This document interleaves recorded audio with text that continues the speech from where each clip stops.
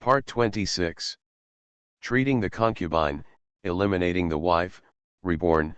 I refuse to marry the scumbag and marry the prince. Author, Gigi. Chapter 271. The army broke camp and returned to Yanliang Pass the next day. They took away all the food and grass they could take away, and let go of the horses that couldn't be taken away. Shen Yu kept her promise not to kill the Zihu prisoners, but she did not loosen their bonds when the army left. The Zihu soldiers listened to the evacuation of the army, and when there was really no sound around them, they leaned against each other and untied the ropes. The soldier rubbed his shoulder, which was aching from being tied up. This Shen Yu really doesn't kill prisoners. Humph, the kindness of women. The soldier shook off the rope. A woman is a woman, and a true general will not give the enemy a chance to come back. The soldier pulled one up and said, "Let's go out and see the situation." The number of captured Zihu soldiers was counted to be several hundred. The camp was turned into a mess and everything that could be moved was moved away. There was not much food left in the camp. It seemed that the army had indeed left. The Zihu soldiers lit a fire, found some food, and sat around to discuss countermeasures. What do we do now? The deputy general who led the troops before died. This group of Western soldiers lacked a backbone, so they elected a leader. We can't go home. Zihu men don't desert. We have to go to the leader's camp. A soldier said, "The Zhou people are very cunning. Will they let us go back on purpose and then follow behind?" Probably not. I heard the man named Xiao quarreling with the woman last night. The woman Xieting Zhou was scared and wanted to go back to Yanliang Pass. The man named Xiao didn't agree. The two had a fierce quarrel. Several soldiers who were detained nearby heard it and gathered together to roughly recount the content of the quarrel between the two. It seems that Xiao is not convinced by Xieting Zhou's woman. The Zhou dynasty is different from us. We look at military achievements, but they look at status. A grown man will definitely not accept his work under the hands of a woman. The scout came running through the snow. "Princess, General Xiao." Xiao Chuan raised his chin. "How is it?" The scout squatted down and said, "They haven't moved yet. I don't know if they are alert or something else." Xiao Chuan looked at Shen Yu. "Princess, what should I do? These people are not stupid." "Just wait," Shen Yu said. "The food in their camp is only enough for them to survive tonight. They will run out of food tomorrow. The later they set off, the greater the chance they will starve to death on the road. I didn't kill those people because they had some backbone. With people like this around, others wouldn't run away. They would definitely go. The princess is still more powerful," Xiao Chuan said with a smile. "If the princess hadn't reminded me before bringing the prisoners in, I wouldn't have thought of this move." Shen Yu glanced sideways at Xiao Chuan. "Don't flatter me."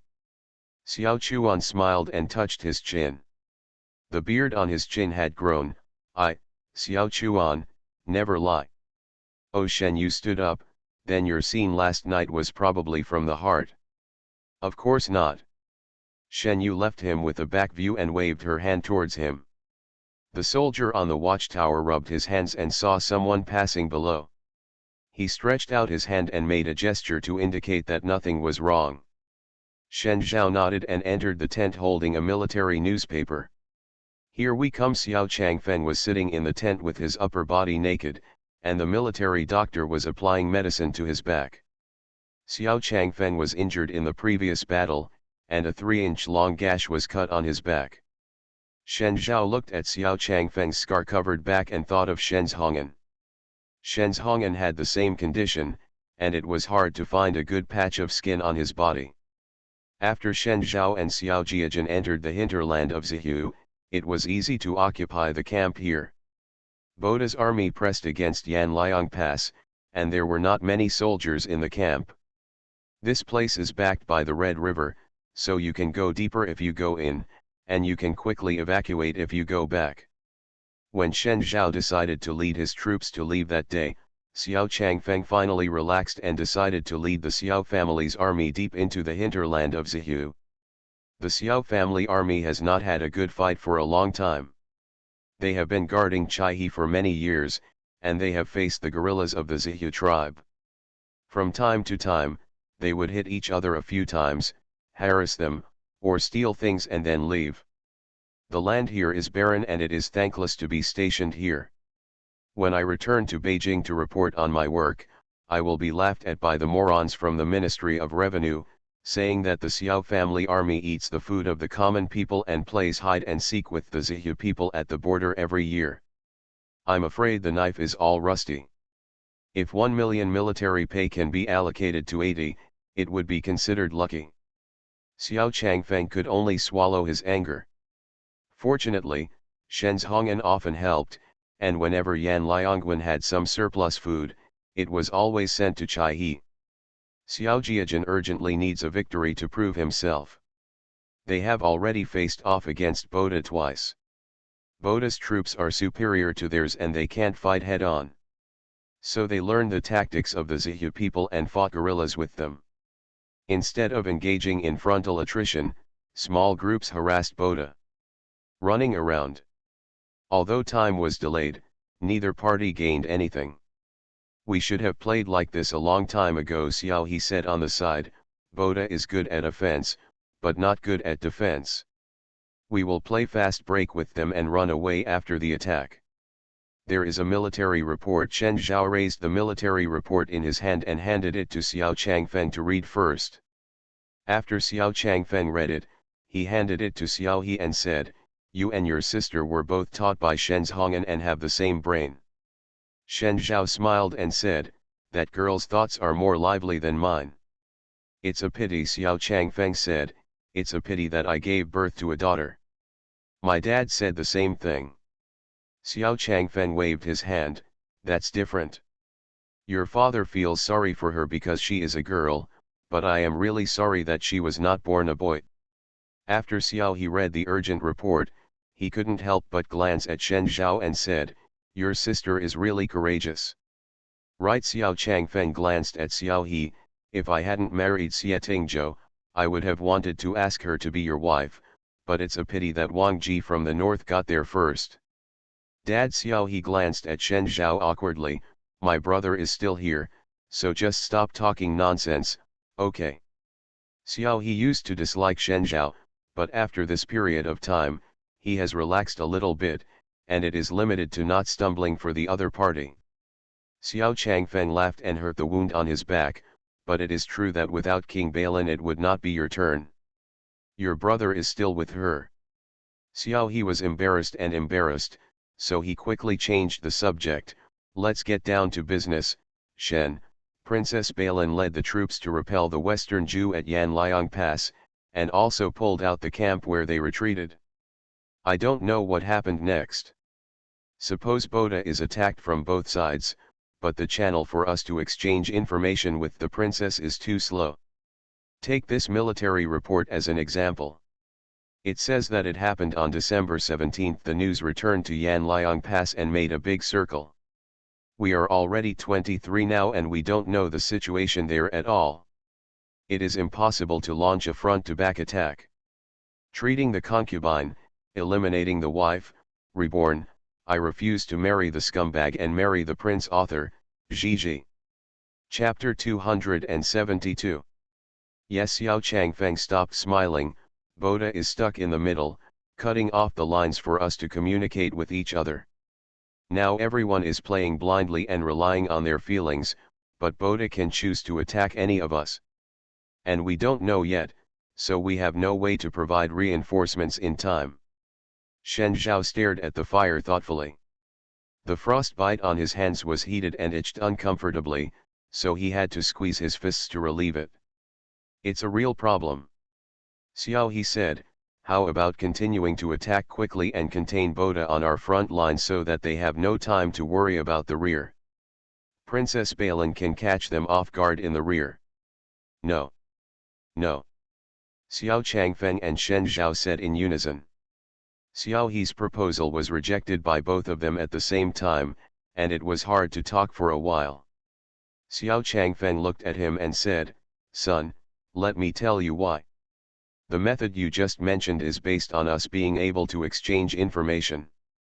We can never defeat us head-on. Boda was testing our strength a few times. Once he confirms it, he will launch an attack on us. Moreover, Boda has been quiet for the past 2 days, and he also knows that we are not communicating with each other, so he will definitely find a way to eat us up at this time. That's what Boda thought. He scratched the snow and rubbed his face to wake himself up completely. Leave as soon as it gets dark, Boda ordered. The Zihu soldiers moved forward in the dark night.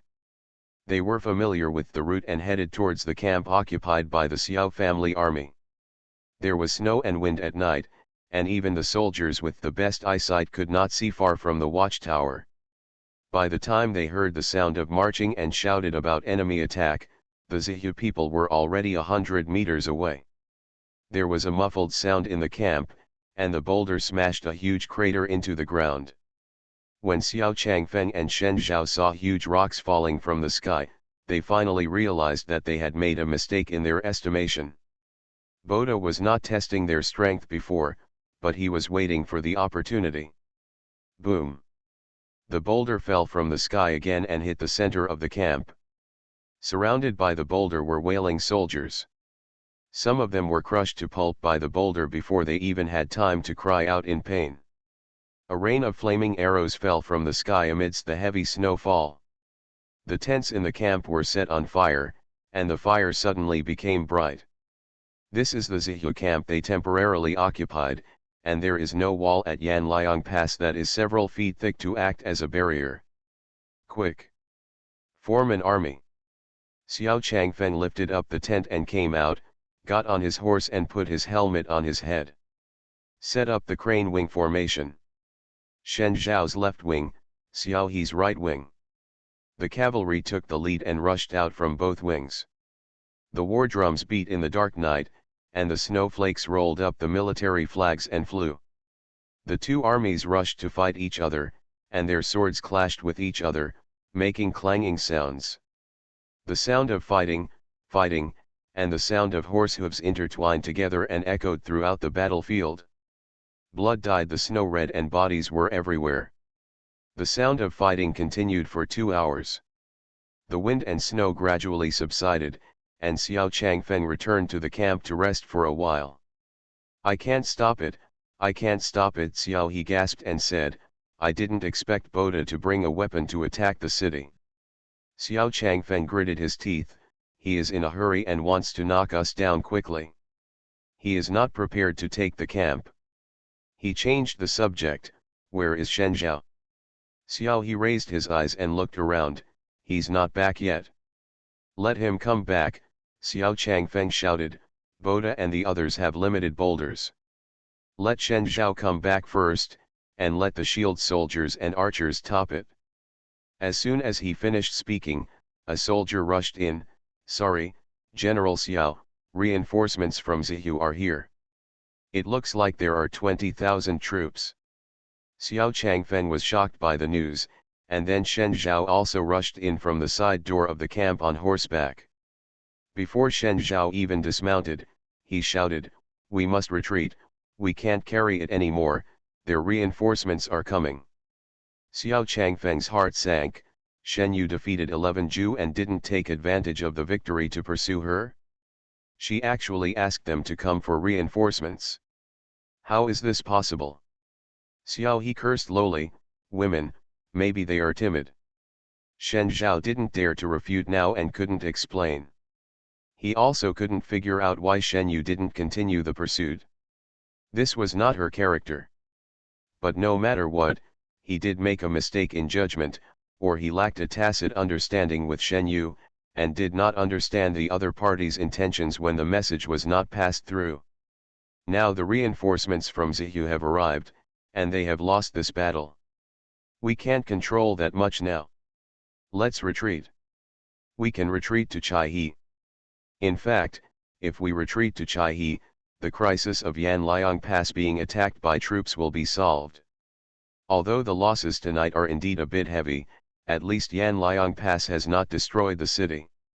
Xiao Changfeng said solemnly, the shield soldiers and archers suppress the fire first, we can only retreat while fighting, Xiao He, you dash. Xiao Changfeng stopped suddenly and turned to look in the direction of the battlefield. Shen Zhao and Xiao He also turned to look together, with expressions of surprise and shock on their faces. Because they all heard the horn that 11 Ju was attacked by the enemy. Xiao Changfeng didn't calm down, did Shen Yu catch up too? Another horn to launch an attack came from the wind, which was Shen Yu's signal. Shen Zhao's face turned pale. Boda originally brought 70,000 people, plus the 20,000 reinforcements just now, there are a total of 90,000 people. They have more than 30,000 people here plus Shen Yu's 30,000 people. The total is only more than 60,000 people. The difference in strength is several percent. Even if they attack from the front and back, it will be difficult to defeat them. Shen Zhao said, no, we have to notify her to evacuate immediately. Xiao He was so angry that he stamped his feet, looked at Shen Zhao and said, we are putting our eggs in one basket now, and you have suffered miserably. Xiao He, Xiao Changfeng scolded sternly. Xiao He glared at Shen Zhao fiercely, then ran quickly with the knife on his waist. Xiao Changfeng stepped on the stirrups and was about to mount his horse, when he saw another soldier rushing in excitedly. General! General! Ziyu's own people are fighting with their own people. What? Xiao Changfeng slipped and almost fell down. Shen Zhao quickly reached out to help him. Say clearly. The soldier swallowed his dry throat, panted and said quickly, the Ziyu reinforcements just rushed up and started fighting with the Ziyu people. We don't know what happened. No, no, no, no, Shen Zhao thought quickly, wondering anxiously. Shen Zhao suddenly raised his head and shouted excitedly, I know. You are listening to novels at Bless Up channel. Wish you happiness and luck. Please subscribe to receive new novels. How do you feel about this novel? Please like and leave a comment. Treating the concubine, eliminating the wife, reborn, I refuse to marry the scumbag and marry the prince author, Gigi. Chapter 273. The news that came one after another hit everyone like thunder. Not only Xiao Changfeng and Shen Zhao didn't react, but Boda and the Ziyu soldiers didn't react either. The soldiers who came to join them suddenly drew their swords on them. Soldiers in the same armor fought together, and the Ziyu army suddenly fell into chaos. At first, the Ziyu soldiers thought it was reinforcements defecting, but they soon discovered something was wrong. It's from Dazhu. The Zhou people are wearing our armor. But it was useless. They were all wearing the same armor, and it was hard to tell which ones were from the great Zhou dynasty. The Ziyu soldiers suddenly became confused. One soldier slashed at another soldier wearing Ziyu armor. The soldier who was slashed covered his wound, you, I'm one of my own. The Ziyu soldier turned his knife in panic and pointed it at the other person. Just as he was about to chop, the other person spoke. It's one of our own. The Ziyu soldiers paused. The man approached him and suddenly shouted, go to hell with your own people, go to hell with the Ziyu people. With a swipe of the knife, the Ziyu soldiers fell down defenselessly. Boda gritted his teeth and watched the chaos on his horse. Everywhere he looked were soldiers wearing Western armor. But he soon discovered something unusual. Don't look at the armor. Look at the sword, the Zhou people's weapons are different. This warning quickly spread among the army, and the Ziyu soldiers found a way to identify their own people. Shen Yu stroked Ben Xiao's horse mane with her hands, soothing the restless horse that wanted to fight. She turned her head and looked at Xiao Chuan who was standing on the horse. He was discovered. Xiao Chuan immediately understood what Shen Yu meant, raised the flag in his hand high, and shouted, remove armor. The garrison took off its armor in the melee, but there was still a layer of its own armor inside. The purpose of putting 11 Jews' armor on the outside was to kill someone by surprise. Now that he had been discovered, The armor seemed cumbersome and it would be easier to move after taking it off. Kill the Zihu people. Kill. Shen Yu used Boda's Zihu army as a whetstone, and the garrison in her hands was sharpened in several battles. The garrison can stay calm and dormant. This is something they have learned from the previous Zihu formations and sieges. They don't have to take out their sheaths, but they will see blood when they do. This is what they will be honed in the subsequent wars. In a real sense, this was their first head-to-head confrontation with Boda. Xiao Chuan fastened the flag tightly to his waist, held his sword and leaped on his horse to charge towards the Zihu army. Kill. Boda found Shen Yu standing high on the horse among the chaos. She didn't move, but Boda felt her quick gaze. Boda rode his horse and rushed towards Shen Yu. The distance was getting closer and closer, but Shen Yu still didn't move. From such a long distance, under the fire-red sky, Boda could clearly see the cruelty and ridicule in Shen Yu's eyes. Boda's chest was full of anger. This woman's tactics were different from all the opponents he had encountered. She was more delicate than men, and she was also more cunning. Shen Yu. Boda Shen Yu stared at him through the soldiers. She said slowly, "I'm here to take your life." Yanfeng's blade scratched the scabbard, revealing its long hidden edge. This knife came from her lover, and tonight she was going to use it to take Boda's life. This was an honor shared by Shen Yu and Xieting Zhou. Drive. Ben Xiao was finally ordered to let go of his iron hooves, and the horse, which was staring closely at Boda's crotch in the swirling snow, rushed forward. It was as brave as its owner. Shen Yu and Boda were getting closer and closer. They stared at each other without stopping. Stab. The blades collided violently as the war horses staggered, making a harsh sound. Shen Yu turned the horse's head and charged towards Boda again. Retreat quickly, retreat now. Xiao He was still shouting in the camp. Get out of here. Shen Zhao got on his horse. That's not Zihu reinforcements, that's my sister. The spear in Shen Zhao's hand was pointed directly at the Zihu people's faces. Change the formation. Set up the front arrow formation. The soldiers waved flags in the firelight, and the Xiao's army's open wings closed up. The forward opened in the shape of an arrow and charged straight towards the Zihu army. The cavalry slammed into the face of the Zihu army, tearing a huge hole in the middle of the Zihu army. This is the real front and back attack. 11 Jews formation was disrupted, and Boda ordered the infantry to retreat during the melee with Shen Yu. The Zihu infantry retreated back, while the cavalry advanced forward. The Xiao family's army has been killed in the face, and the trebuchets can no longer work.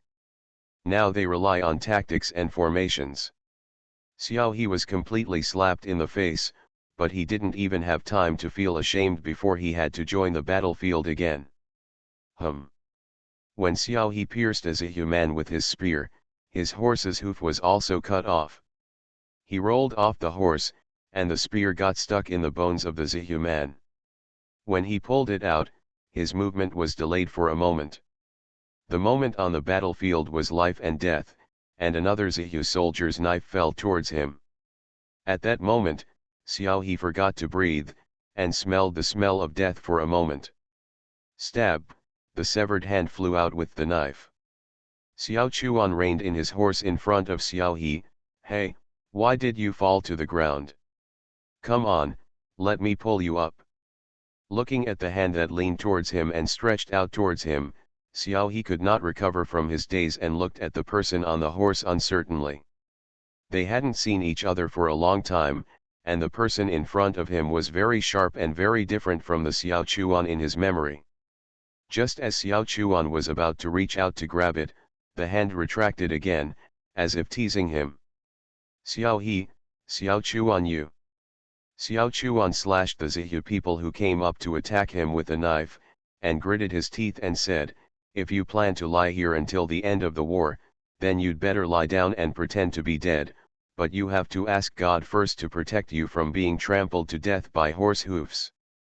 After Xiao Chuan finished speaking, he ignored him and threw himself into the fight again. I don't want to kill women. Boda gritted his teeth and said harshly, but you have ruined too many things for me, Shen Yu, you must die. Then it depends on whether you have that ability. Shen Yu waved out the phoenix, bringing with it a sharp wind sound. Boda quickly drew out his sword, and every impact of the blade would create a gap in the blade. Boda has extraordinary strength. After all, Shen Yu is a woman and lacks a lot of strength. Each time, she gritted her teeth to receive Boda's fierce attack, and each stab made her arms numb. The tiger's mouth stung, as if it had torn open. The morning light vaguely appeared in the east, and there was a faint sound of thunder in the distance, roaring heavily in the wind. Boda knows his turf very well. This is not thunder, this is the sound of dense iron hooves on the ground. He exerted force on his hand, and at the same time he heard the sound of his knife splitting. Withdraw, Boda ordered decisively. Treating the concubine, eliminating the wife, Reborn, I refuse to marry the scumbag and marry the prince author, Gigi.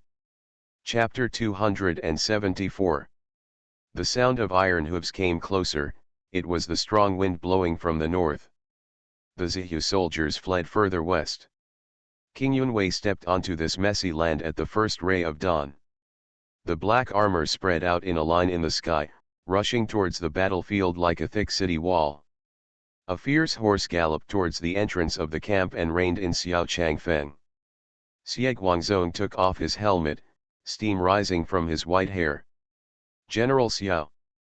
Xiao Changfeng cupped his hands and said, King Balin. As Xie Guangzong raised his hand, the current King Balin is my son, just call me thank you. How dare Xiao Changfeng offend, thank you very much, old prince, for your reinforcements from thousands of miles away. Xie Guangzong looked back at the battlefield, it seems I'm late. You can win this battle without my reinforcements. On the battlefield, the remaining Zihu soldiers were fleeing in all directions. Xiao He took the lead and rushed to the gate of the camp and shouted loudly, Your Majesty, Dad, 11 Zhu has retreated. Should we take advantage of the victory and pursue it? Xie Guangzong glanced at Xiao He but did not speak. Xiao Changfeng said, Don't chase the poor enemy. The further west you go, the more dangerous it becomes. Clean the battlefield first. Where is my daughter-in-law? Xie Guangzong suddenly asked. Xie Guangzong didn't see Shen Yu. Everywhere he looked was a mess.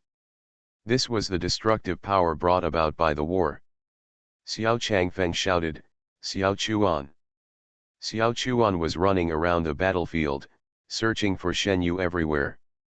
He didn't see Shen Yu, or even her beloved horse Bengxiao. He rode around in a circle, then dismounted and began to search for the body, silently saying that he would not let him find it. With such good skills, she would not lie here. Xiao Chuan's heart clenched tightly. When he heard the soldiers coming to tell him that General Xiao was looking for him, he didn't raise his head and was still searching. After a while, the soldier passed the word back to Xiao Changfeng. General Xiao is still looking for someone on the battlefield. Who are you looking for? Xie Guangzong's heart sank, and then he heard the soldier's next words. General Xiao is looking for the princess, but she hasn't been found yet. Xie Guangzong didn't say a word, turned his horse's head and ran towards the battlefield, while letting King Yun guards continue searching. The sun rose diagonally upward. Xiao Chuan was forcibly dragged back to the camp. Many tents in the camp were burned, and the soldiers set up new tents. Xie Guangzong and Xiao Changfeng sat at the top, followed by Xiao Chuan and Xiao He. No one spoke until the soldiers came to report again, but neither Shen Yu nor Shen Zhao nor Boda were found. Bad dish, Xie Guangzong said. His son left his precious baby at Yanliang Pass. If he didn't get him back, Xie Tingzhou probably wouldn't be able to go back. Xiao He glanced at the crowd and whispered his suspicion, maybe he was captured. As soon as he finished speaking, Xie Guangzong's sharp gaze swept across Xiao He's face. The old prince's gaze carried a sense of oppression that was tempered on the battlefield. Xiao He swallowed under his heavy gaze and lowered his eyes. The word prisoner was an insult, and they didn't dare to think in this direction. With Shen Yu's temperament, she would not let herself be a prisoner and be humiliated. She would even commit suicide. Xie Guangzong said, I have sent out all the scouts to follow the retreat route of Zihu. Xiao Chuan suddenly stood up and said, I'll go too. Stop. Xiao Changfeng looked at Xiao Chuan, who had already taken 2 steps, and said, you stay and report the battle situation of the garrison in the past few days. The battle report has been sent out a long time ago, but they have to bypass Yan Liangwen and Chai He, and they are still on the way. I'll go out and wash my face before we wake up. Xiao Chuan went out for a while, then came back and sat back on the horse. After we captured Shari Song camp, we did not station it. The princess said it was too difficult to defend. If Boda came with troops, we would be turtles in the jar. The princess kept the prisoners and asked her and me to act out a drama of internal strife. He deceived the Zihu prisoners and followed them when they came to find Boda. In fact, when we were chasing the Zihu people, we were beating and picking up their corpses all the way to try to get a set of Zihu armor. The princess must have thought of a countermeasure a long time ago. Xiao Chuan was in a bad mood. They had just won the battle, but Shen Yu disappeared. He couldn't be happy at all. He told the battle that lasted for several days very briefly and didn't want to say a word more. He didn't want to talk anymore. He wanted to go find Shen Yu at this moment. After the meeting ended, Xiao Chuan was the first to leave the camp without saying a word. The sound of crunching footsteps followed closely behind. Stop, Xiao Changfeng called him from behind, what are you doing? Xiao Chuan stopped and did not look back. I'm going to find the princess. If you dare to leave the camp, I will break your legs. Xiao Changfeng stepped forward and pointed at Xiao Chuan's face. You should put away this expression for me as soon as possible. Who is that? That is Princess Balin. What's wrong with her being the princess of Balin? Xiao Chuan asked. Xiao Changfeng lowered his voice and said, you'd better not have any other ideas. Xiao Chuan was stunned for a moment, then shocked, and then sneered, don't look at people with your dirty eyes. Everyone has a dirty heart. You. Xiao Changfeng was speechless for a moment. Your concern for her has gone beyond the scope of a superior and a subordinate. Xiao Chuan's voice suddenly became louder, we are not just superiors and subordinates. She is my master, my boss, and my comrade in the bloody battle. I respect her and worship her. Can't I worry? Whatever you think, I, Xiao Chuan, have a clear conscience. What a clear conscience, Xiao Changfeng sneered, no matter how strong she is, Shen Yu is still a woman. What's wrong with women? Do you look down on women? Xiao Chuan raised his chin and looked at his father, can't women also win battles? Who told you this? Shut up. Xiao Changfeng was completely furious, you came from Balin to Yanliang Pass and stayed together for several months. Even if you had nothing, what would others think? What would Xie Tingzhou think? Xiao Chuan frowned, your majesty is not as narrow-minded as you think, otherwise he would not have let me follow you. Xiao Changfeng shook his head, you don't understand. This world is far less tolerant to women than men. People's words are terrible, and their spittle can drown them. If you are really good for her, put away your cheap care, so as not to let the caring people know. Arrangement. Xiao Chuan suddenly stopped talking. He stood facing the wind for a while, then suddenly threw the helmet in his hand to the ground, squatted down and scratched his head hard. I have to be grateful. If I didn't find her, I, Xiao Chuan, would be worse than a pig or a dog. Xiao Changfeng looked at his son in front of him and felt a little soft-hearted. There are many people looking for her, and you are not missing. You are too excited now. What you can bring her is not help, but trouble. Xiao Chuan lowered his head and watched a tear drop into the snow. Dad, have you always looked down on me before? My military skills are not as good as my elder brother's, and my kung fu is not as good as his. He is a legitimate son and I am a bastard. Just because I am a bastard and unworthy of inheriting your mantle, you threw me into the bastard. Jing is digging out the manure of those dignitaries looking for dogs. It's the Princess Xiao Chuan choked, she gave me the opportunity. She doesn't mind my clumsiness and teaches me step by step. She is willing to give me the opportunity to hone me. He raised his face and looked at Xiao Changfeng, and suddenly smiled with tears in his eyes. She did what you should have done. Treating the concubine, eliminating the wife, reborn, I refuse to marry the scumbag and marry the prince author, Gigi. Chapter 275.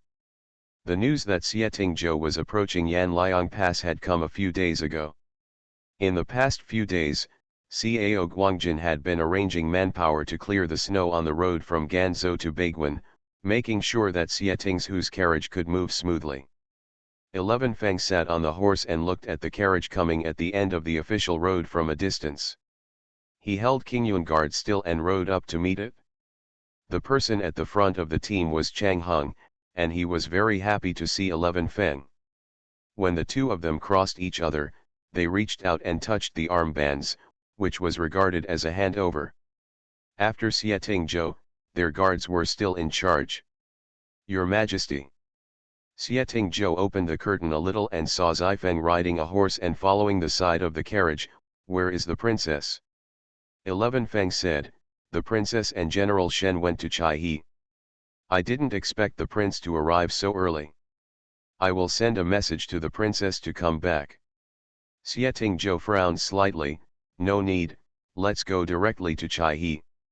This is not good. Zifeng took a look at Xieting Zhou's face and said, the princess will be angry if she sees the expression on the prince's face.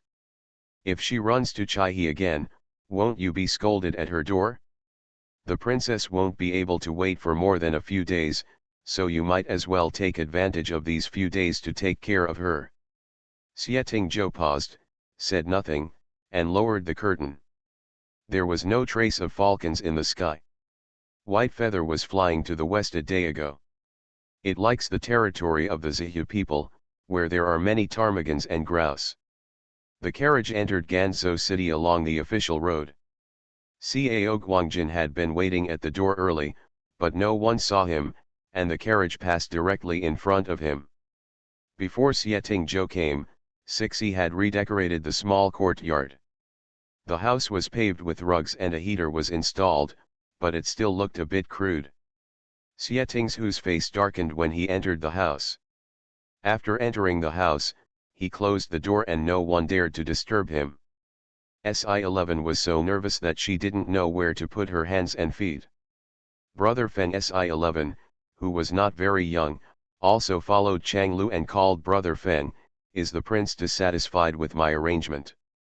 Zifeng patted him on the shoulder and said, if it's none of your business, the prince feels sorry for the princess. Xieting Zhou sat in the simple room for a long time and was speechless. He was really distressed. She has been living in this house for a few months since she came out. The conditions and furnishings here are not as good as the palaces in Bailin and Shengjing. Hold the lamp. 11 Feng heard Xieting Zhou's voice and quickly asked someone to come in and light the lamp. Knowing that Xieting Zhou had something to ask, he stood aside and did not go out. Xieting Zhou put down the bed curtain and sat down at the table. Sit down and talk. Putting up the bed curtain was a bad habit he had developed in the past few months. He didn't like looking at the empty bed. It would always remind him that Shenyu was not around. He was tired of this feeling. Zifeng sat down and said, Your Majesty, where do you want me to start? Why did the princess go to Chaihe? Xieting Zhou asked. 11 Feng sat upright and said, the border war ended 10 days ago. The Xiao family's army suffered heavy losses in this battle. This time the Xiao family's army mobilized privately. The court will not allocate money. The soldiers' post-war pensions must be arranged. And the military salary after the spring also needs to be budgeted first, and this money will come from the Lu family. Xieting Zhou thought for a while, the Lu family can't always fill the military salary. No matter how much money the princess has, it is her private property. You send someone to send a message to Chai He, and the pension and military salary will go to Balin's account. Xifeng nodded, yes, I will send someone to deliver the message later. Also Xifeng changed the topic, the old prince is still leading his troops to clean up the remnants in the hinterland of Zihu. After Boda disappeared, several Zihu tribes wanted to join him and wanted to talk to the prince. Xieting Zhou said calmly, leave it alone for now, I don't have time to deal with them right now. Where is Changliu? This kid is running crazy outside. He follows the old prince everywhere all day long. I will have him called back right now. Xieting Zhou nodded. He had nothing to ask for the time being, so 11 Feng retreated. When he walked out, he saw Cao Guangjin waiting at the door. Wind Guard, Feng Guard. Cao Guangjin did not dare to shout too loudly, but when he saw Xifeng looking over, he quickly raised his hand to say hello. Your Majesty has just arrived in Ganzhou. I will hold a banquet in my humble residence to welcome him and wash away his dust. I'm sorry for your trouble, Lord Cao, Xifeng said, but the prince has been traveling all the way and is resting now. Lord Cao, why don't you come back another day? What do you think? Cao Guangjin didn't dare to say no, so he hurriedly agreed. Cao Guangjin has now seen the situation clearly. He needed Shen Yu to help him defend the city before, but his original intention was to take advantage of her. But what he didn't expect was that once the military power of the garrison was handed over, he could not get it back. Those soldiers who fought bloody battles on the battlefield could no longer listen to his orders. They only followed Shen Yu and Xiao Chuan, and now they didn't take Cao Guangjin seriously at all. Cao Guangjin didn't take care of himself well. At this moment, there was no other way out except getting on Xieting Zhou and Shen Yu's boat. Before going to bed, Xieting Zhou wrote a letter and gave it to Xifeng, asking him to send someone to send it to Chai He at high speed.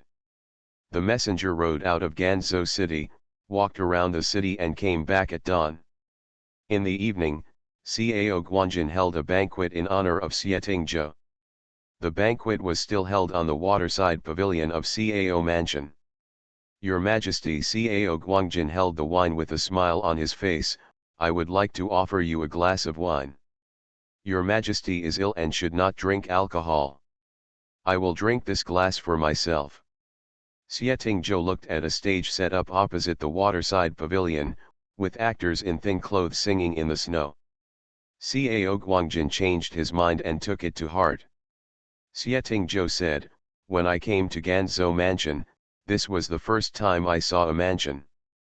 When Cao Guangjin heard this, he broke out in a cold sweat and hurriedly explained, Xiaoguan, this is thanks to the blessing of the previous prefect.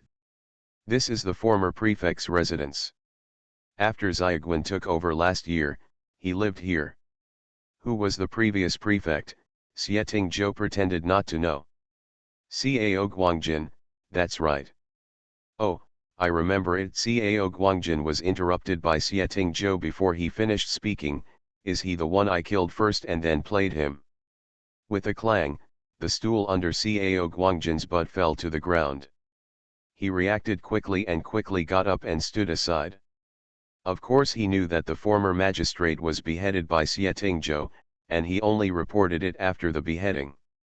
At this moment, Cao Guangjin was sitting on pins and needles, as if he could no longer save his head. The prince has a distinguished status, so naturally it is not easy for him to live in the previous place. If the prince does not dislike it, please move to a humble residence.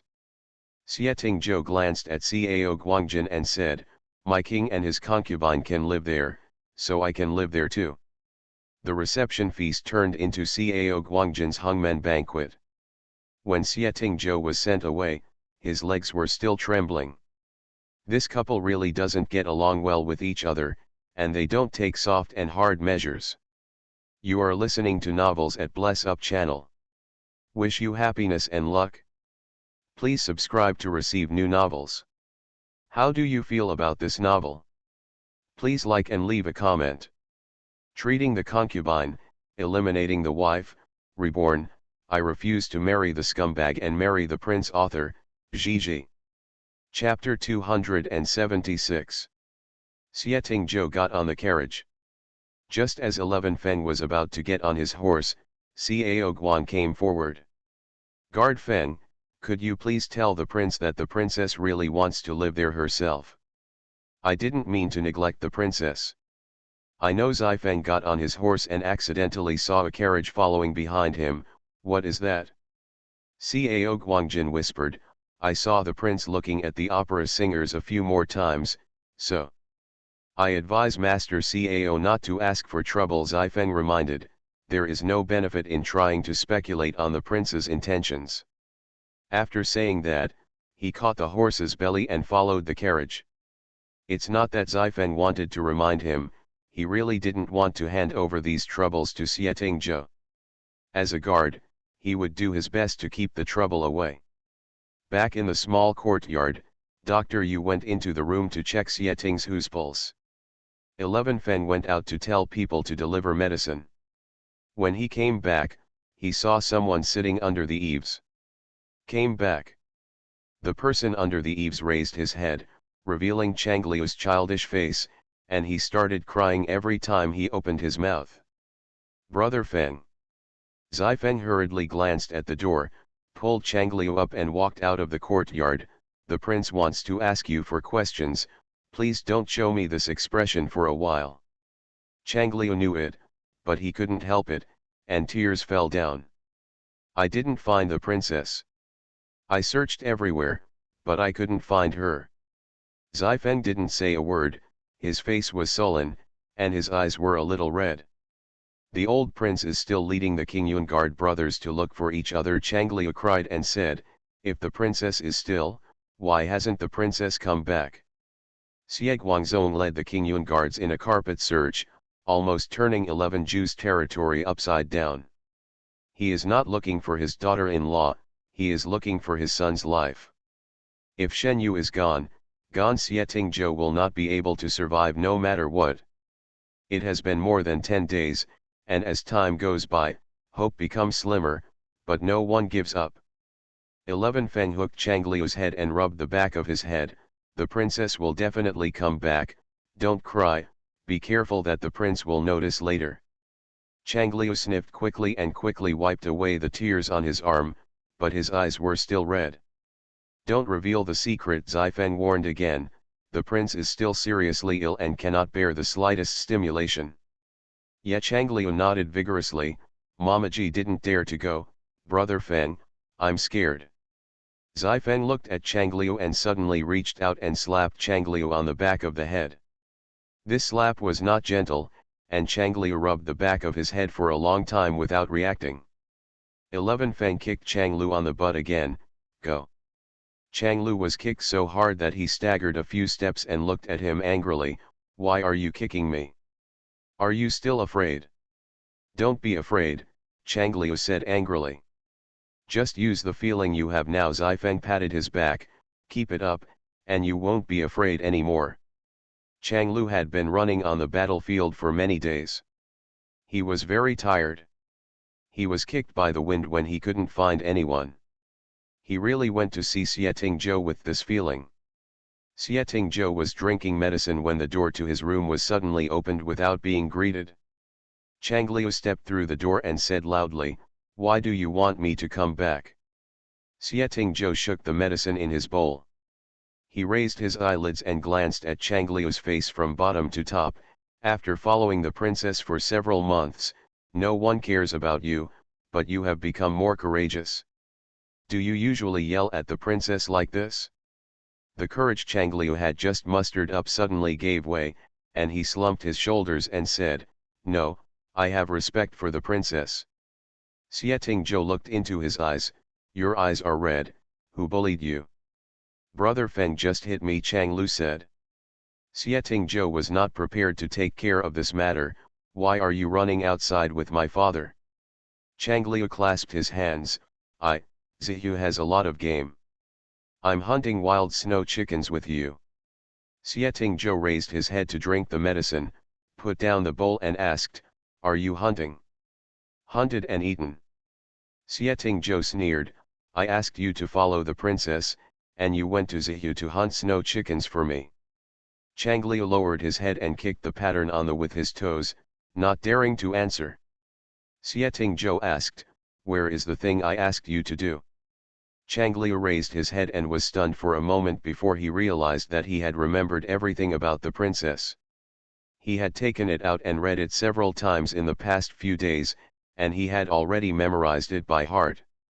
The princess always has nightmares after arriving at Yanliang Pass. Sometimes she calls her father, and sometimes she calls the prince by his name. Xieting Zhou's eyes softened a lot, what else? Chang Liu said, no, I will call you dad and prince, no one else. Xieting Zhou said patiently, I'm asking if you have anything else. Oh, Chang Liu rubbed the back of his head, yes, that shopkeeper Qian of Daz who always likes to come to see the princess. He also wants to come to have a meal, but I guard him and don't let him in. Zhang Lianzi worked in the household department, and in Chang Liu's eyes he was almost like shopkeeper Qian. Chang Liu chatted for a long time, and he really let him know about Shen Yu's disappearance. Xieting Zhou didn't have any doubts at all. When it gets dark, half an hour later, the city gate will no longer allow entry or exit. Chang Liu quickly packed the buns into the bag. 3 a day, it was estimated that he could eat for 6 or 7 days on the road, and he still had to go find Shen Yu. After loading the steamed buns, tying them up and carrying them on his shoulders, he just stepped out of the yard, but suddenly stopped. Xieting Zhou had just taken a walk in the courtyard. Like Shen Yu, he had not been sleeping well in the past few months, but he never thought that he would bump into Chang Liu. Your Majesty, Your Majesty. The lanterns on the porch reflected the snow, making the long shadows swing up and down. Xieting Zhou glanced at him, come to steal something in the middle of the night. Chang Liu, yes. Let the kitchen do it from now on. Xieting Zhou didn't look at him anymore, just pacing in the snow. Au said you are still growing and you get hungry easily. Shen Yu has always been kind to people, and she also likes Iwa very much. She takes good care of everyone around Xieting Zhou, including Uncle Zhong. Chang Liu still remembered that when he was in Bailin, the mother of one of the guards was sick. Shen Yu asked Sixi to transfer money from her account to the guard's house. She is really a very good person, Chang Liu thought to herself. Yes, I understand. Chang Liu's throat was choked, and his eyes suddenly turned red again. Fortunately, it was dark and Xieting Zhou couldn't see him from this distance. Then Prince, I'm going back to sleep. Chang Liu moved along the corridor to the door, feeling relieved. Just as he was about to step out, Xieting Zhou's voice suddenly sounded behind him. What's on your back? Warm reminder, if you find that clicking the next page will force you to jump to other websites, please use the chapter error or contact us at the bottom to inform us. We will handle it as soon as possible. Thank you for your understanding. Treating the concubine, eliminating the wife, reborn, I refuse to marry the scumbag and marry the prince. Author, Gigi. Chapter 277. In the courtyard, the guards knelt on the ground, and Chang Liu knelt at the front, twitching. Xieting Zhou stood under the eaves, his face almost white and transparent, but he still stood strong. Good. Very good. All of you know it, and you are hiding it from me. He was panting, and his chest was so tight that it hurt. Chang Liu cried until his eyes were red, but he didn't dare to say a word. Xieting Zhou's body swayed violently, and 11 Feng stood up with his hands on the ground and rushed over. However, before he could get close to Xieting Zhou, he raised his hand to block him. Ready your horse. Zai Feng, Your Majesty. I want you to prepare your horse, Xieting Zhou scolded him coldly. 11 Feng gritted his teeth, turned around and ran towards the stable.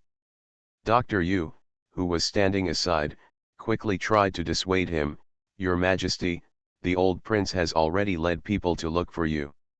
Now, don't say anything to me about taking care of yourself." Xieting's whose voice was very soft, "If she doesn't come back, who will I show to take care of myself?" The city gate was closed, but no one dared to stop Xieting Zhou from leaving. The moon was dim and the stars were dim. Xieting Zhou turned around at the pass and could vaguely see traces of the city wall that had been burned by the flames of war. This was the city she guarded, but she failed to bring her back as promised. Outside the pass was an endless snow field, but Xieting Zhou didn't go any further. He doesn't know where to go. Where to go to find his lover? Drive. The horse finally ran out, and the night wind blew up the cloak, which fell into the snow along with its owner. Xieting Zhou once felt that he was a redundant person. He was a foreigner in Prince Zheng's mansion, but later he became the master there. He could no longer remember the face of the late princess. What he had tried so hard to get was a cup of poison in the end. But later, he got Shen Yu. Xieting Zhou saw Shen Yu in his dream, as if he had returned to the time when he was still in the palace. When she was in good spirits, she would get up very early in the morning to practice. Xieting Zhou wanted to sleep a little longer. Every time he woke up, he would see her sitting on the footrest, lying on the edge of the bed and looking at his face. Then he would smile at her, and as long as he stretched out his hand, she would bring her cheek up and rub it gently into his palm. Sometimes they would look at each other and smile, sometimes they would kiss in the morning light, and sometimes he would pester her to sleep again. "Auntie." Xieting's whose voice was so soft that it was almost inaudible. "Come back soon. Come back to me." Shen Yu held his hand, put her cheek against it, and said softly, "I'm here, always." Xieting Zhou seemed to be able to feel the touch of her skin in his dream. His fingertips moved slightly, but they were not as smooth as he remembered. Everything in front of her seemed to change in an instant. She was covered in blood, and her cheeks were covered with scabs formed by blood coagulation. She opened her mouth and called him, "Stop the boat." Blood gushed out of his mouth. "Quick, get 9 needles, Dru shouted. Dr. Yu took the silver needle, looked at the people aside and said, "Princess, please stay away for a moment." Shen Yu shook her head stubbornly, her eyes fixed on Xieting Zhou on the bed. Just now she held his hand and called his name, and he suddenly started vomiting blood. Black blood had soaked half of the pillow, and blood was still pouring from the corners of Xieting's whose lips. Shen Yu bit her lower lip and let the tears silently roll down her cheeks without making any sound. It wasn't until Dr. Yu retracted the injection and exhaled that Shen Yu tasted a hint of blood in her mouth. She suddenly felt that all the strength in her body had been drained away. She didn't know what was supporting her to stand here until now. A moment, in fact, only a moment too late. After meeting with Qingyun guards, Shen Yu borrowed a horse and rushed to Yanliang Pass, but unfortunately she was still a step too late. Xieting Zhou fainted with his front legs and was carried back to the small courtyard. Shen Yu knocked on the city gate with her back legs. Xieting Zhou fell into a drowsy state, and Shen Yu kept up with him. Dr. Yu said that the princess often talks to the prince, and maybe the prince can wake up earlier. Shen Yu thought so. But every time she spoke to Xieting Zhou, he would appear in extreme pain and his breathing would become rapid. He didn't seem to want to hear her voice when he was in a coma, but he kept mumbling her name over and over again in his confusion. Xieting Zhou had a dream. He dreamed of Shen Yu. But she didn't seem to know that Shen Yu. She was too gentle and too aggrieved, and there was always a cloud of sadness in her eyes. Xieting Zhou tried his best to escape from that dream, because in that dream, they had no intersection. Then, he succeeded, and Xieting Zhou opened his eyes. It seemed that he had just taken a nap. Xieting Zhou stared at Shen Yu in front of him, wondering if he had fallen into another dream. Shen Yu stared at his face for a moment, not daring to call him, for fear that if she spoke, he would fall asleep again. Xie Zhou stared at Shen Yu, slowly turned his palm over and spread it gently. The person in front of him lowered his head, tilted his head and put his cheek into his palm. At this moment, Xie Zhou was finally sure that she was really back. Xie Zhou didn't wake up for long. Before he fell asleep, he held Shen Yu tightly and refused to let go. He watched Shen Yu tie their hands together with a handkerchief before closing his eyes. For those who are asleep, a few days flies by, but for those who are awake, every moment is suffering. Shen Yu was also tired, so she climbed into bed and fell asleep next to him. When she woke up, she met Xie Zhou's eyes. She didn't know when he woke up. Neither of them called for help, they just held each other like this, while Xie Zhou listened to her ramble about what happened along the way. When Boda evacuated, Shen Zhao chased after him. Shen Yu could not let Shen Zhao go into danger alone, so she led a team of people to pursue him. But ordinary war horses could not keep up with their pace, and the others were soon left behind and lost their traces. Warm reminder, if you find that clicking the next page will force you to jump to other websites, please use the chapter error or contact us at the bottom to inform us. We will handle it as soon as possible. Thank you for your understanding. Treating the concubine, eliminating the wife, reborn, I refuse to marry the scumbag and marry the prince. Author, Gigi. Chapter 278. Boden knew that he alone could not defeat Shen Yu and Shen Zhao, but he was familiar with the terrain and took advantage of it, leading the two to a very thin ice surface. Shen Yu's fear of water has not disappeared, and the ice has greatly limited her combat power. Fortunately, the brother and sister worked together and finally joined forces to kill Boda. Shen Yu said it too simply, but Xie Zhou knew that the life and death battle was far more dangerous than her understatement. She was obviously avoiding the important things and deliberately omitting the dangerous dangers that could make his heart tighten. But fortunately, she had returned to him safely. Shen Yu recalled the scene at that time. The cold wind blew the snow into the distance against the ice surface. The ice surface was very thin, and you could see the bottomless glacier when you lowered your head. Cracked ice patterns spread out from under Boda's knife. Shen Yu only had time to see Shen Zhao running towards him, shouting, before she fell into the glacier. The expected sinking did not occur. When she looked up at the surface of the water, she saw Shen Zhaofen jumping into the water regardless of his own safety and swimming towards her desperately. Shen Zhao grabbed her wrist and brought her up. He said, "Au is not afraid, brother has caught you, and with brother here, I will not let you sink again." In fact, Shen Zhao's trembling voice at that time revealed far more fear than Shen Yu. It turns out that there are so many people in this life who regard her as a treasure and will risk their lives to save her and will not let her sink again. She is far luckier than herself in her previous life. Xie Zhou stroked her hair and asked, "Is there any more?"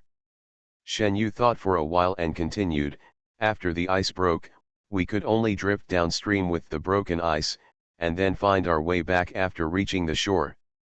The Zhiyu people are very xenophobic, and are wary and even hostile to the Zhou people.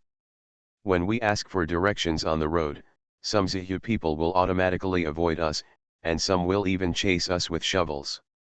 Shen Yu and Shen Zhao are talented in martial arts, but they are not good at attacking ordinary people.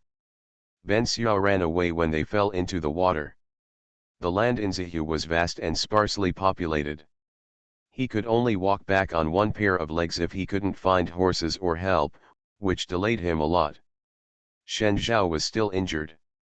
They were afraid of getting lost, so they could only keep walking in one direction, eating game on the way to satisfy their hunger.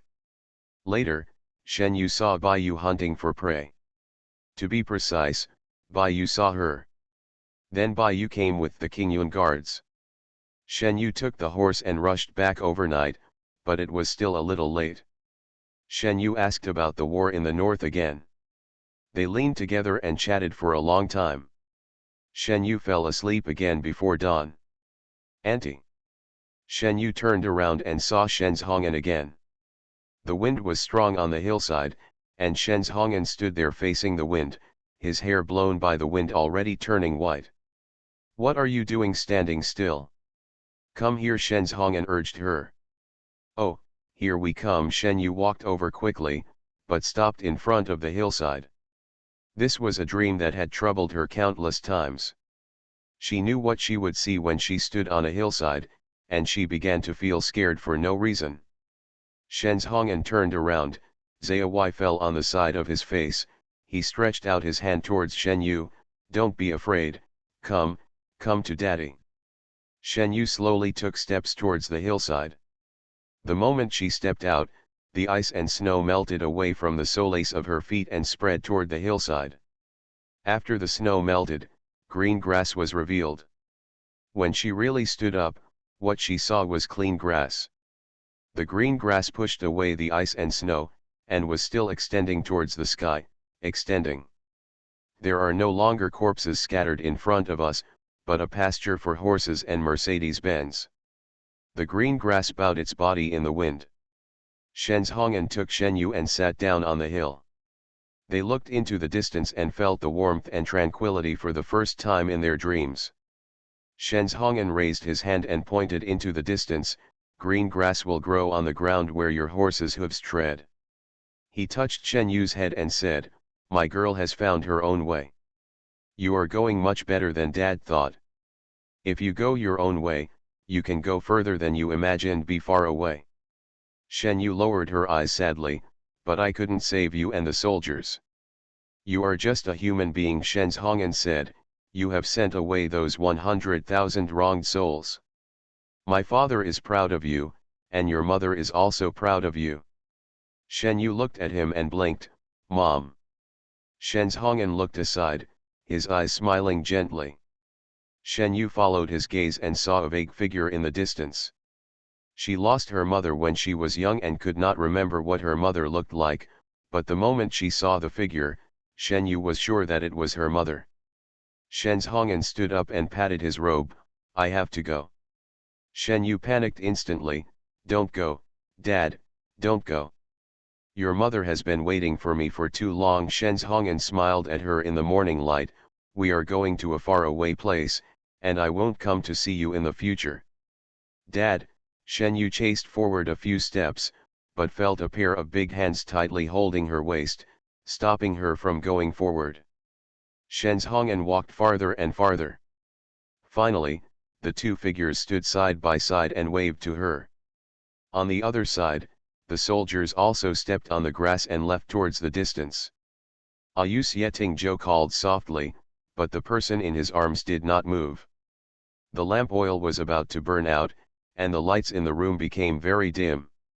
Sieting Zhou saw the tears in the corners of her eyes through the dim light. He was about to wake her up when he saw a smile on her lips. It must have been a touching dream, so he wiped the tears from her eyes. Shen Yu opened her eyes at this moment. She didn't seem to be awake, and her eyes were still covered with a thin layer of moisture. Stop the boat, she murmured. Sieting Zhou brushed her hair away from her temples and said, I'm here. My dad, my dad. Shen Yu burst into tears suddenly. He said he wouldn't come to see me anymore. Sieting Zhou didn't know what kind of dream she had that could make her happy at one moment and cry like this at the other. Shen Yu sobbed in his arms, crying until her heart broke, and even hiccuped after crying, as if she wanted to vent all her sadness and pain, and never let them hold her back from now on. She is still a little girl after all. Sieting Zhou sighed in his heart, but did not dissuade her. Instead, he allowed her to vent. He just rubbed her back and told her that he was always here. You are listening to Novels at Bless Up channel. Wish you happiness and luck. Please subscribe to receive new novels. How do you feel about this novel? Please like and leave a comment. Treating the Concubine, Eliminating the Wife, Reborn, I Refuse to Marry the Scumbag and Marry the Prince. Author, Gigi. Chapter 279. After dawn, Doctor, you came to check Xieting's pulse. Xieting's condition has not improved much. This is a serious illness that cannot be cured in a day or two. Xieting Zhou took the medicine and fell asleep again. Shen Yu followed Dr. Yu out and closed the door. The two of them walked to the other side of the eaves, and Shen Yu finally said, "Thank you for your hard work, Dr. Yu." Dr. Yu was flattered and hurriedly handed over his hand. "I don't dare. I will seek my position in this position. The prince's body is my task." Shen Yu said, "I still have to thank him. I'm not with him, so Dr. Yu has worked hard to take care of me." Shen Yu cried for a long time in the middle of the night, and her eyes were still red and swollen. Dr. Yu just thought she was worried about Xieting's health. After taking one look at her, he didn't dare to offend her again and lowered his head to reply. "Your Majesty, you need to take your time to recover from your illness. Don't rush it. Princess, please relax and do your best." Shen Yu looked at the snow under the dead trees. "I should come back early." Dr. Yu could tell from her tone that she was blaming herself, and hurriedly advised her, "Princess, please don't blame yourself. The prince has been supporting himself all the way. When he heard the news of the princess's disappearance, he just couldn't hold on any longer. It was not the princess's fault. Shen Yu frowned. "If there's anything I need to pay attention to, just tell me directly from Dr. Yu, so I can pay more attention." There were servants at home, and the guards were used to taking care of them. There was no shortage of manpower, but Shen Yu felt more at ease knowing that she knew about it. Dr. Yu briefly explained what needed to be paid attention to and then left. Carrying the medicine box and walking out of the courtyard, a man suddenly appeared from the corridor next to him and stopped in front of him. Dr. Yu patted his chest. "I was shocked. Is General Shen looking for the princess?" "No," Shen Zhao said solemnly, "I'll just look for you. This year seems to have been extremely long." Xieting Zhou was in poor health and was not suitable for traveling around and working hard.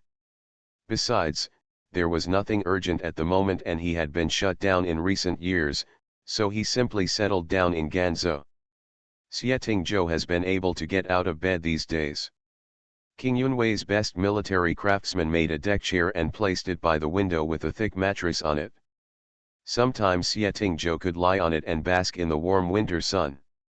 Xieting Zhou was free, and Shen Yu still had post-war military affairs to deal with every day. The maid stood at the door holding the clothes and did not dare to go in without permission. She handed the clothes to 11 Feng, and 11 Feng took the things in again. Xieting Zhou was reading on the recliner when he saw Zifeng coming in. He looked at the thing in his hand and asked, "Is it the princess's armor?" "Yes," Zifeng responded, "the maid washed it and brought it to you." "Give it to me." Xieting Zhou put down the book, picked up Shen Yu's armor and put it on his knees, and began to check it bit by bit. A long time ago, before they got married, he used her clothes to see if she was injured in the same way, and now he can also see the traces of battle from her armor. There were some knife marks on the armor, and the back armor was dented by cuts, but fortunately it was not broken, thanks to the old prince using the best materials and the best military craftsmen to create the armor. Xieting Zhou couldn't help but feel distressed and put his armor on his knees to calm down. After Shen Yu came back from handling military affairs, she stepped into the room and saw such a scene, and her heart suddenly thumped. Damn it, she forgot something very important. "It's just armor, nothing to see." Shen Yu walked over, picked up the armor and was about to stuff it into the box. Xieting Zhou looked at her back. "It's just armor, what's going on?" Shen Yu closed the box and turned around and said, "Aren't you afraid that you will feel sorry for me?" Xieting Zhou glanced at her sideways. "Do you still know that I feel sorry for you?" Shen Yu walked closer and squatted beside him, tapping her finger on his chest. "I'll return this sentence to you intact." Xieting Zhou smiled lightly, sharp teeth and sharp mouth. "The Chinese New Year will be here in a few days," Shen Yu suddenly said. "There is no New Year flavor here at all." It's the same as the palace in Shengjing. Xietingzhou looked out the window. Last year during the Chinese New Year, the palace in Shengjing was also deserted. They had 2 bowls of noodles cooked by Shen Yu at the palace in Shengjing. At that time, no one thought that they would become an inseparable part of each other. Chang Liu likes to make things difficult. Shen Yu stood up and said, I asked him and Sixi to arrange the arrangements.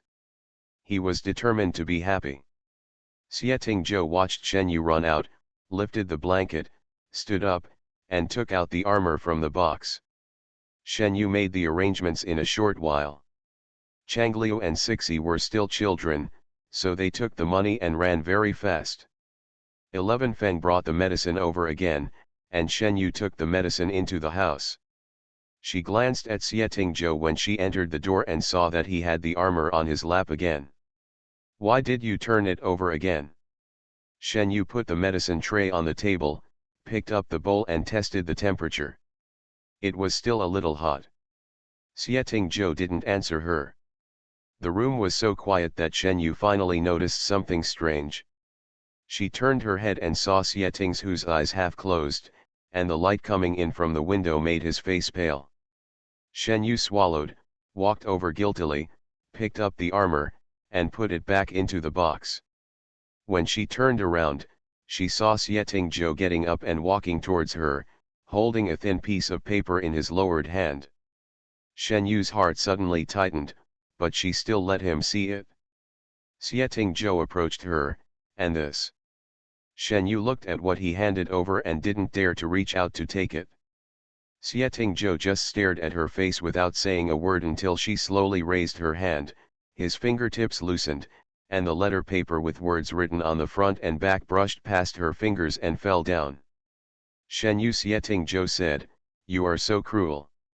The curtain of the bedroom was raised and lowered, but Shen Yu was still standing there. She picked up the letter on the ground and hated herself for thinking so carefully in the first place. She is not invincible, so she has thought about the possibility of losing this battle beforehand. Shen Yu was afraid that she would be defeated and could not leave him a message, so she wrote a suicide note. She was also afraid that the suicide note would be damaged, so she imitated Kikane's bandits and carefully sealed the suicide note with wax in the interlayer of her armor. After coming back, Shen Yu completely forgot about it. She didn't remember it until she saw Xietingzhou holding the armor to check, so she quickly put it away in the box without him noticing. But it still couldn't escape his eyes. Xietingzhou just called her by her full name. He was really angry and hurt. Nothing is more uncomfortable than seeing your lover's last words. Shen Yu put herself in his shoes and thought about it. If she were to see Xietingzhou's last words, she would definitely not be able to bear it. The medicine on the table has not been drunk yet, and it will become cold if it is left on. Shen Yu brought the medicine in, sat beside the bed and whispered, "Drink the medicine first, okay?" Xietingzhou lay on his side on the couch with his back to her, neither speaking nor moving. Shen Yu waited for a while with the medicine in hand. Seeing that he had made up his mind to ignore her, she took the medicine and went out to the kitchen to heat it up. She took advantage of this time to think about how to coax him later. Xietingzhou heard the sound of the door closing and slowly opened his eyes filled with scarlet red. Soldiers would leave messages for their families before going off to war. She thought that she might die in battle, so she left him a suicide note. She must have pretended to be strong in every place where the sun shone, and refused to show any timidity in front of the soldiers, but she was truly afraid in the deserted night. Therefore, the handwriting on the letter paper varied in weight. She must have thought of something and added it again, fearing that she would not be able to finish what she said to him. Xietingzhou's heart ached severely. Treating the concubine, eliminating the wife, reborn, I refuse to marry the scumbag and marry the prince author, Gigi. Chapter 280.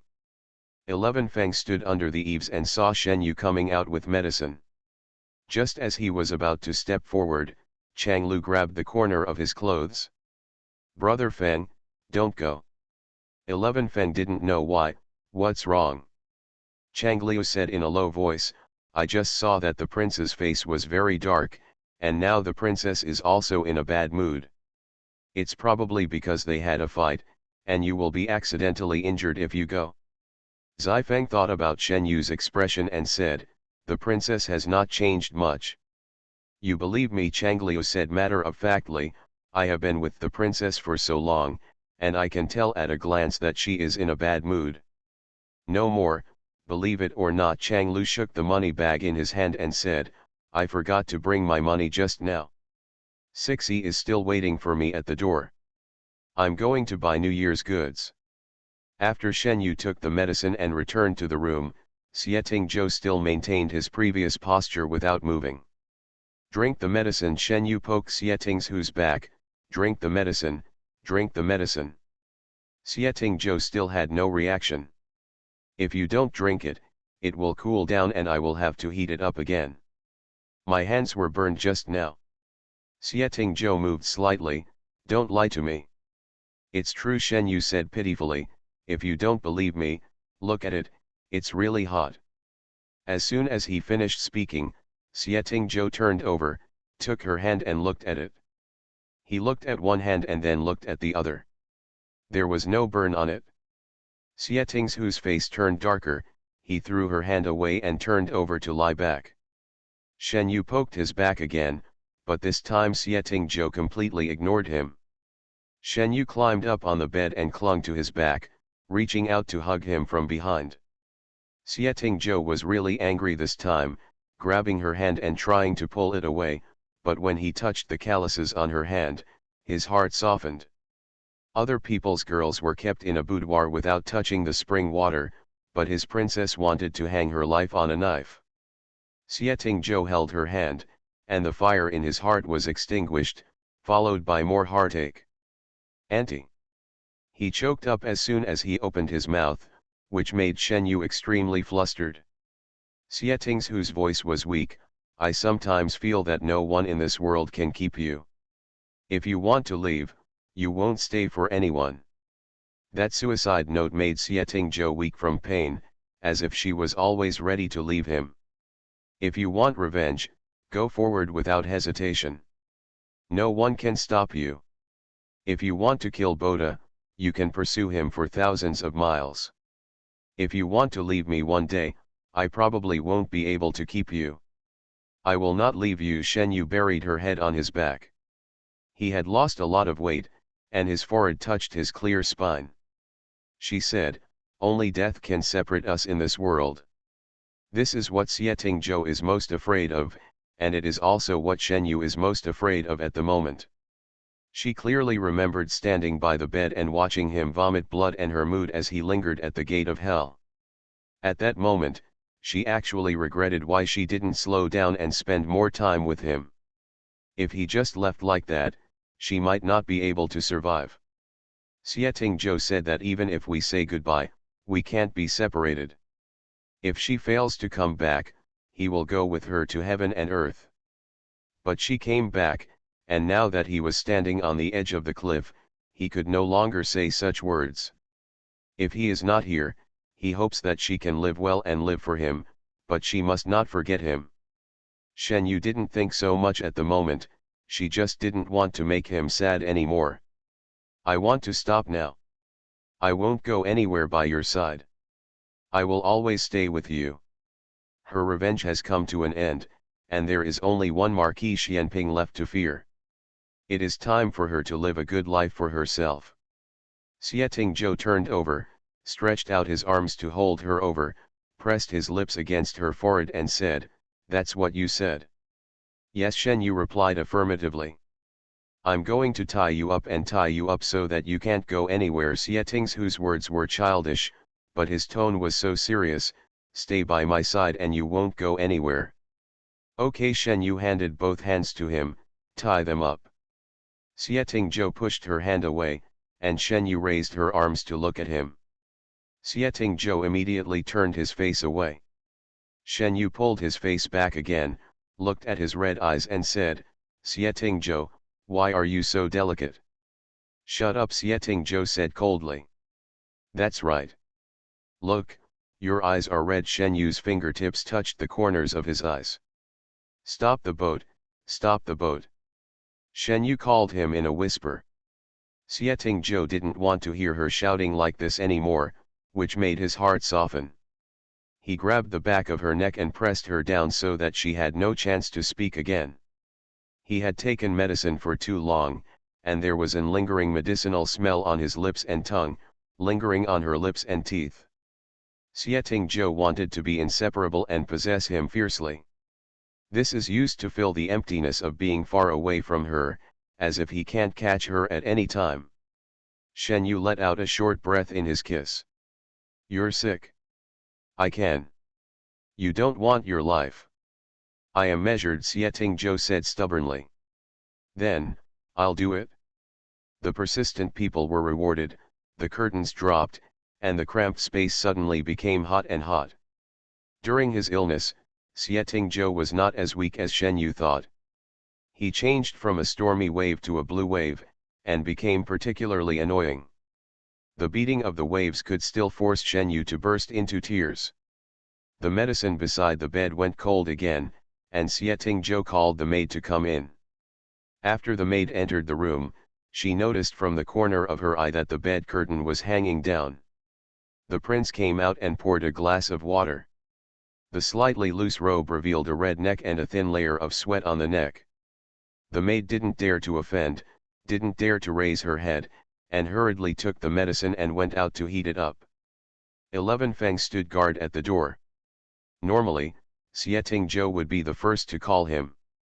Today, he was here, but Xie Zhou called the maid. When he saw the maid coming out, he quickly asked, "What happened to the prince and the princess? Did they quarrel?" The maid didn't know how to answer, and 11 Feng became more and more anxious. "Speak directly if you have something to say, why are you so stupid?" The maid blushed and said, "The prince and the princess are in a good relationship." "Guard Feng, don't worry about it." Zai Feng was stunned for a moment, glanced at the closed doors and windows, his brain exploded, and he suddenly realized what he was doing, snatched the maid's job, and left with the bowl in hand.